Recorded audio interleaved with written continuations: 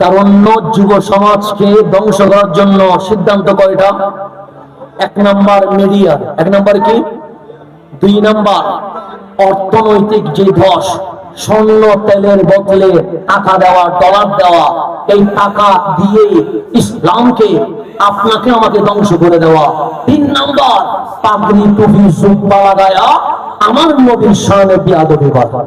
এটা কয় number? 3 number. এই 3টা ষড়যন্ত্রের মধ্য দিয়ে সোনার বাংলাদেশে মাজার বাংলার সংস্কৃতি শুরু হয়েছে। মব সন্ত্রাসী করে রইসুদ্দিনকে শহীদ করে দেওয়া হয়েছে। এগুলা থেকে বাঁচার জন্য সমাধান একটাই। আল্লাহ বলেন ওয়ালামু আন্না ফীকুম রাসূলুল্লাহ, জেনে রাখো তোমাদের মাঝেই আছে রাহমাতুল লিল আলামিন। সেই নবী যখন আপনার বুকে ধারণ হবে, সেই দিন যুব সমাজের মধ্যে ফারুক আজমের ইস্তিহা জেগে উঠবে।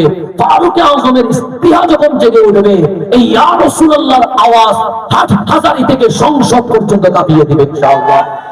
বাস আমার কথা শেষ। ফারুক আজম দেখলেন রাসূলের পাক রেগে গেছে, তখন উনি বলছেন রাদিতু বিল্লাহি রাব্বা ওয়া বিল ইসলাম